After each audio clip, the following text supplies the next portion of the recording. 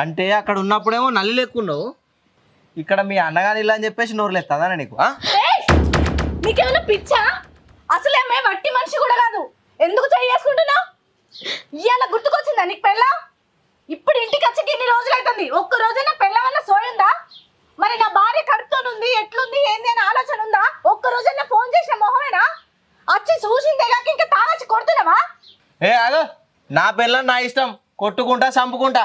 నువ్వేంది అన్ని మాటలు మాట్లాడుతా అంటే నల్లికుట్లా లేక సప్పుడేకుంటా నువ్వు మాట్లాడకుండా? ఏంది నీ పెళ్ళమా? నీ పెళ్ళమైతే చంపుకుంటావా? ఒక్క రోజన్నా ఆమె మంచి చెడు గురించి